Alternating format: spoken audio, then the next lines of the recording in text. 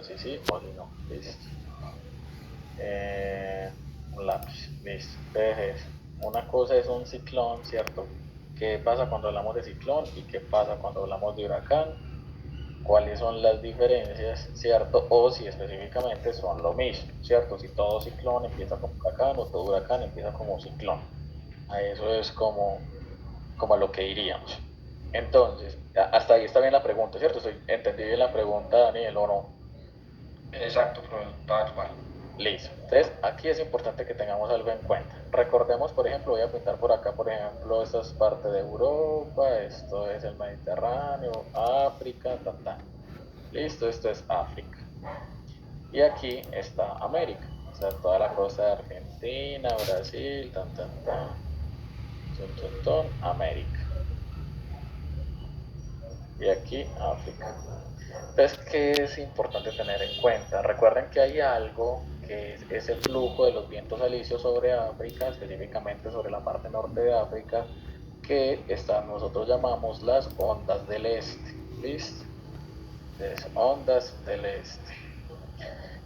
Esas ondas del este son el inicio, lo que nosotros llamamos en su momento la semilla para la formación de lo que nosotros conocemos como huracanes. Entonces, la primera pregunta de lo que nos está planteando eh, Daniel es lo siguiente: ¿un ciclón es diferente a un huracán? No, son iguales. ¿Listo? Entonces, ¿cuál es la diferencia? Es como por ejemplo, ¿qué? Por ejemplo, el celular, ¿cierto? Que nosotros le digamos al celular celular y que en España le digan al celular el móvil, ¿cierto? Entonces son palabras diferentes que no son ajenas pues a ninguno, pero finalmente se usan para describir lo mismo. Alguien puede decir pásame el móvil y alguien puede decir pásame el celular y vamos a entender que es lo mismo. Entonces, ¿qué es importante tener en cuenta? Recuerden que ciclón es la palabra técnica, ¿listo? Entonces, digamos que cuando hablamos de, por ejemplo, si están buscando estudios o están buscando como una descripción generalizada o más técnica, vamos a usar la palabra ciclón. Huracán es la palabra que está asociada específicamente a, eh, a lo que es América. Entonces, toda América, nosotros desde Estados Unidos hasta Argentina y Chile, les decimos huracanes. Es como es la palabra que usamos y que está asociada a las lenguas de nosotros. Ahí sí no sabría decirles de cuál, si del español o del inglés específicamente. Eh, Tendríamos que revisar, pero es específicamente para las Américas. En algún punto, Europa también usa ciclones. Es muy raro que ellos usen hurricanes, entonces es más como americano. Listo. Bien, entonces en ese orden de ideas, el nombre es lo mismo, ¿listo? Entonces hablar de un huracán es lo mismo que hablar de un ciclón, solo que el movimiento ciclónico está asociado específicamente a esa componente de lo que es la influencia del efecto Coriolis. Entonces, es importante que tengamos algo en cuenta. Cuando nosotros estamos hablando del desarrollo del huracán, o sea, cómo llegamos a un huracán, esa pregunta sí es diferente. Entonces, recuerden que lo primero es esto, ¿cierto? Que son esas ondas del este. Esa onda del este sería como la semilla. Listo, entonces la semilla de todo sería esto. ¿Qué es esa semilla? Lo que nosotros en algún momento llamamos como un sistema de baja presión preexistente. Y que eso en algún caso, ya lo habíamos hablado, que eso simplemente es una lluvia en el océano. Listo. Una lluvia en el océano es un sistema de baja presión preexistente. En algún punto, entonces, esto va a volverse una perturbación atmosférica que recuerden que, espérenme, yo le doy atrás, que recuerden que nosotros las miramos en las gráficas como unas X. Cuando miramos las gráficas de la NOAA, son unas X. Después de eso, entonces esto es perturbación. Listo.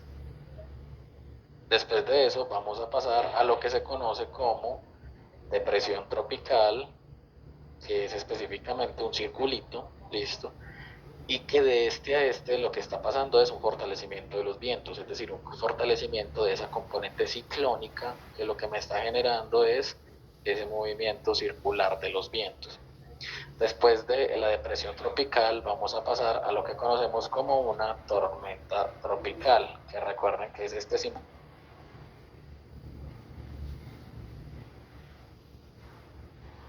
Vamos a la al huracán. El huracán es este mismo simbolito, pero lleno. Entonces, cuando estamos hablando de eso, lo que estamos indicando es un fortalecimiento de los vientos. Y esa es la estructura. Siempre existente, ¿cierto?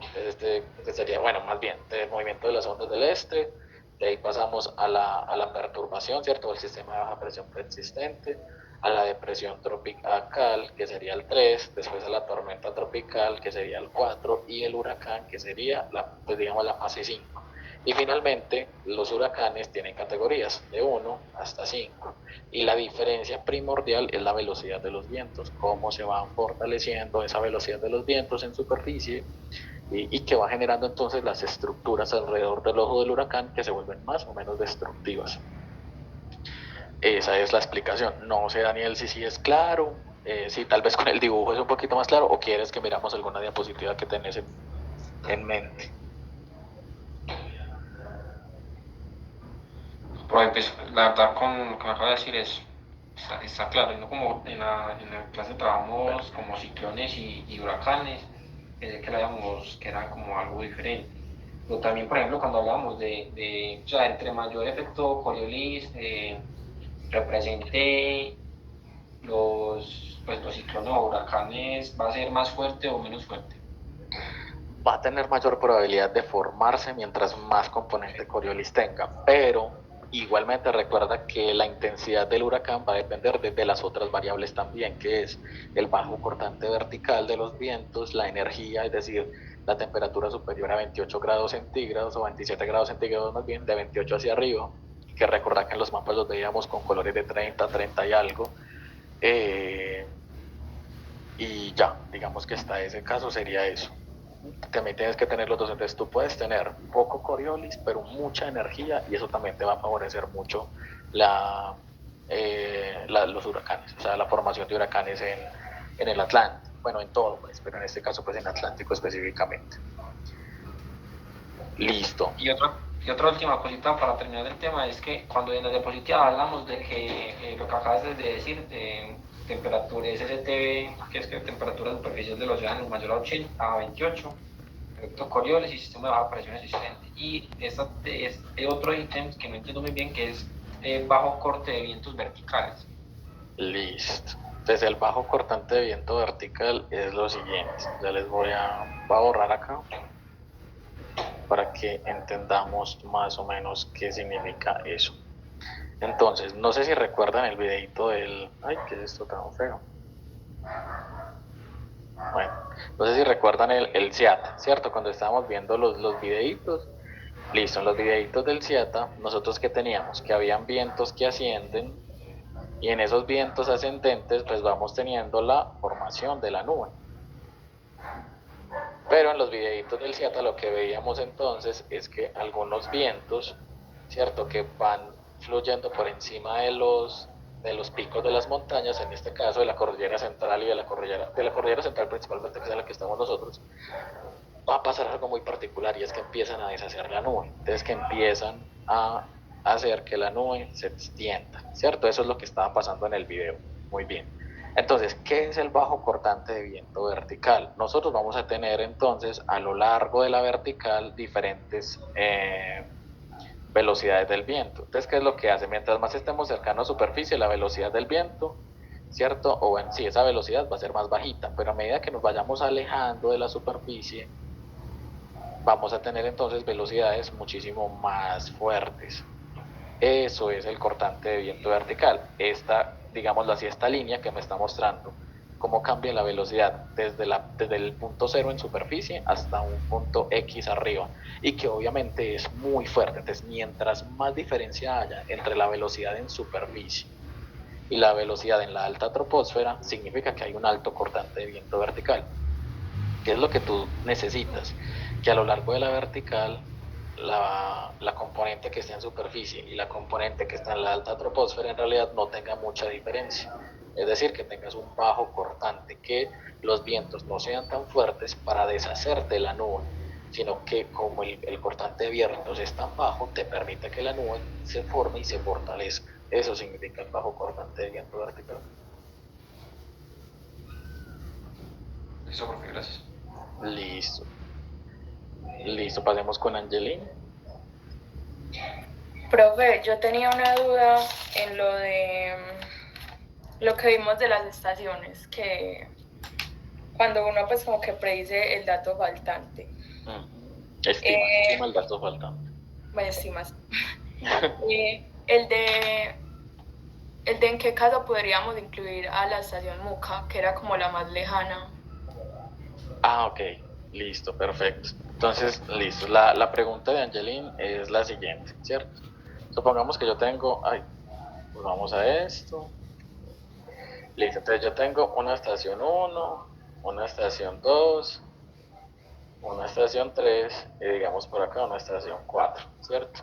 Entonces de alguna manera yo puedo decir, listo, entonces esta es la estación donde tengo mi dato faltante, ¿cierto? Acá hay algo que yo no conozco y tengo estas dos estaciones acá. Y hay momentos en los que en el caso pues del ejercicio en clase tendríamos una estación cuarta, que es una estación que la llamamos MUCA y que nos preguntábamos cuándo incluimos MUCA o cuándo no. Y la respuesta va a depender entonces del ciclo de precipitación. ¿Listo? ¿Qué es el ciclo de precipitación? Entonces, hablando de milímetros por mes, nosotros nos vamos a preguntar desde enero, febrero hasta diciembre cómo se va comportando eso. Entonces, supongamos que nosotros tenemos que la estación donde tengo el dato faltante está en ese como naranjado. ¿Listo? Y es ahí donde nosotros decíamos, supongamos que este es el comportamiento mensual de mi dato faltante, de donde tengo mi dato faltante. Listo, entonces yo voy y miro y la estación 2, que la vamos a hacer entonces con rojo, la estación 2 tiene este comportamiento. Tan, súper bien. La estación 3, que la vamos a hacer entonces con morado, digamos que tiene este comportamiento. Es un comportamiento, digámoslo así, adecuado. ¿Qué va a pasar? Que la estación, por ejemplo, 4, la estación Muca. Muca nos va, ¿cómo vamos a saber que nos sirve? Entonces vamos a representar con que sí sirve, con negro, y vamos a colocar que no sirve con verde. ¿Listo? Listo, entonces empecemos con negro. ¿Cuándo vamos a saber que sí sirve? Cuando si yo empiezo a tener ese comportamiento, ¿cierto? Ella sigue el comportamiento de la variable original, es decir, del amarillo. En este caso, ¿qué sería el comportamiento? Que sea, por ejemplo, un régimen bimodal y que no tengamos entonces bimodal y que no tengamos entonces diferencias muy fuertes, ¿cierto? O sea, no mayor, por ejemplo, el 30% o el 40% respecto a los picos de precipitación. ¿Cuándo sí va a ser significativo? ¿Cuándo no lo voy a tener en cuenta? Cuando pase, por ejemplo, lo siguiente, que yo mire, por ejemplo, la estación 4 y la estación 4 sea así. En este caso, por ejemplo, la estación 4 es monomodal o unimodal, ¿cierto? Entonces, cuando yo tengo una estación unimodal, yo lo que estoy diciendo es definitivamente no puedo considerarla, porque aquí lo que voy a ver es que, por ejemplo, cuando yo tenga un segundo pico de precipitación, aquí la estación va a estar más bien en la temporada descendente, o sea, de la temporada de menos lluvias. Lo otro es, por ejemplo, tener un comportamiento bimodal, pero muy bajito. ¿Listo? Entonces, como este que está acá. Déjenme un momento. ¿Se acuerdan que yo les había compartido a ustedes una...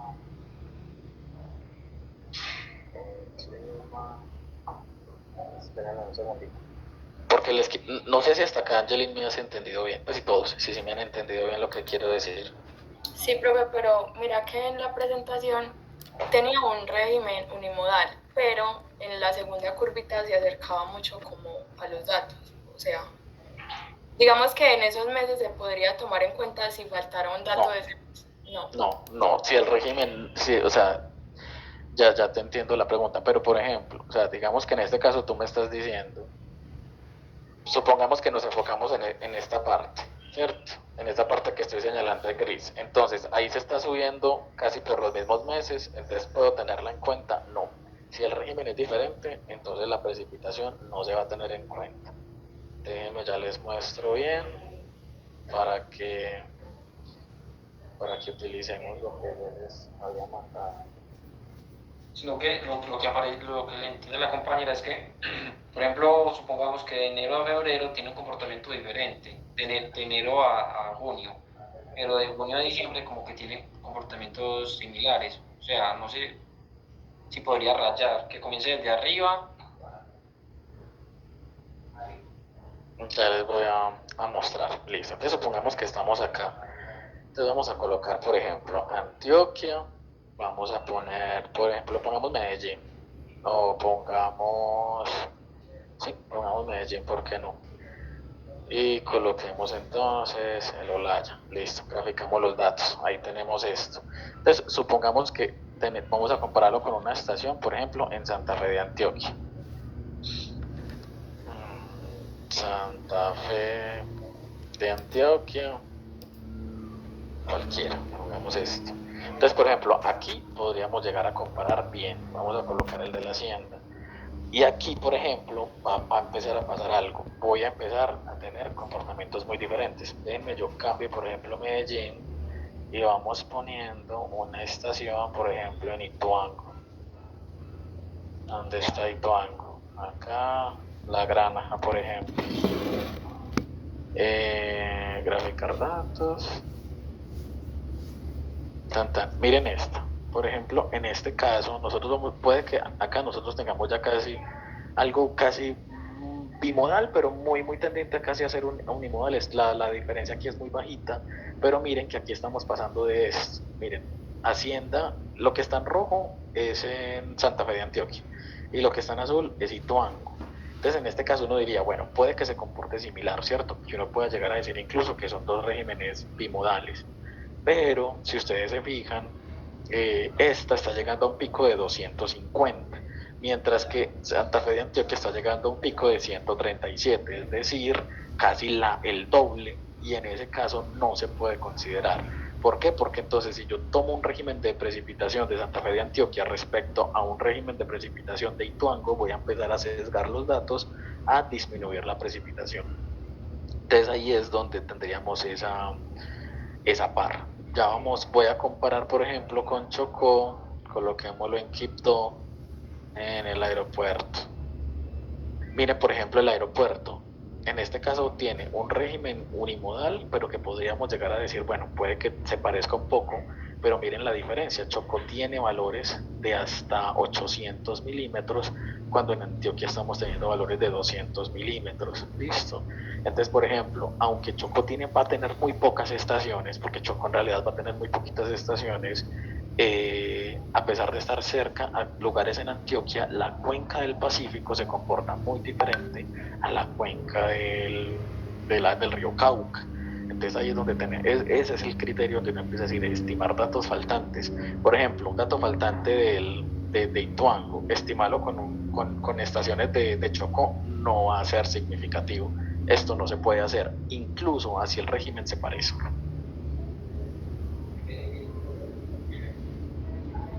Listo, profe. Profe, tenía otra duda, pues así pequeña. Es que en la ecuación pues de I de W, tú pusiste el ejemplo de una potencia de 1 y de 2. ¿Qué tiene que ver esas potencias? O sea, es la precisión.